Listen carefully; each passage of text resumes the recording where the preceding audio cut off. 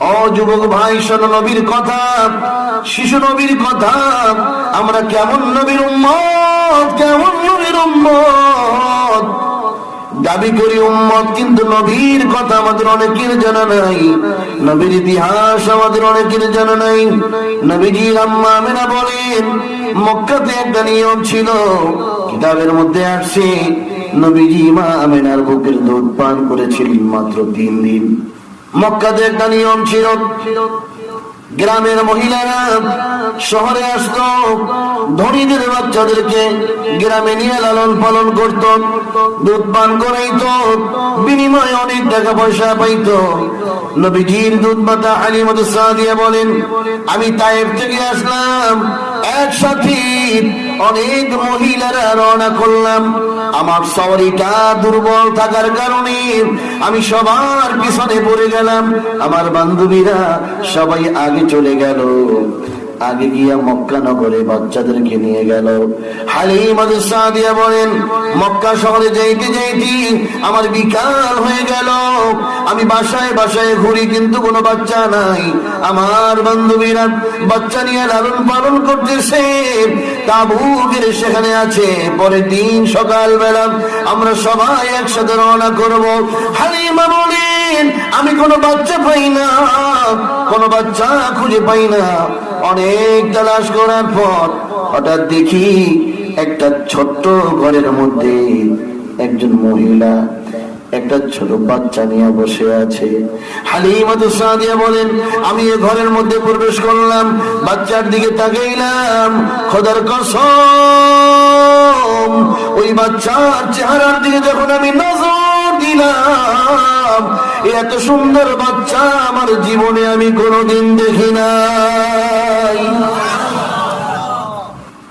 হালিমাতুস সাদিয়া বলেন, ও আমেনা,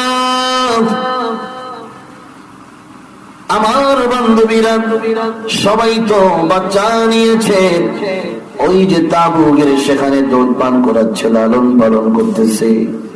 আগামীকাল সকালবেলা সবাই একসাথে রওনা করব। তোমার এই বাচ্চাকে কি কেউ দেখে নাই? মা আমেনা বলেন, ও হালিমা, তুমি আবার আমার কলিজার মধ্যে আগুন ধরে দিলা।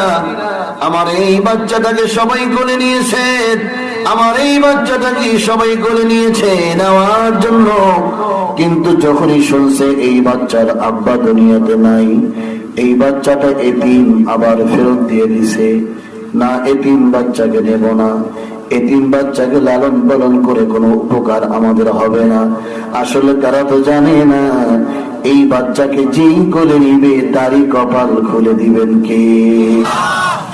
হালিমাতুস সাদিয়া বলেন, আমি আমার স্বামীকে বললাম, ও স্বামী, খালি হাতে যেতে মনে চায় না, এই এতিম বাচ্চাটাকে নিয়ে নেই। হালিমার স্বামী বলেন, ও হালিমা, এই এতিম বাচ্চাটাকে নিয়ে নাও। আমার মন সাক্ষী দেয়, এই এতিম বাচ্চার মধ্যে আল্লাহ পাক আমাদের জন্য বরকত রেখেছেন। আওয়াজ করে বলেন সুবহানাল্লাহ। হালিমাতুস সাদিয়া বলেন, শিশু মুহাম্মদকে কোলে নিলাম, রাত্রি বেলায় তাঁবুর মধ্যে থাকলাম। পরের দিন সকাল বেলা আবার একসাথে রওনা করলাম, কিন্তু আজকের অবস্থা ভিন্ন। গতকালকে যেই সওয়ারি নিয়ে আমি সবার পিছনে ছিলাম, আজকে ওই সওয়ারি নিয়ে সবাইকে পিছনে ফেলে আমি সবার আগে চলে যাই। মহিলারা বলল, হালিমা দাঁড়াও, ও হালিমা দাঁড়াও, গতকালকে যে সওয়ারি ছিল আজকেও কি ওই সওয়ারি, না তুমি পরিবর্তন করেছো?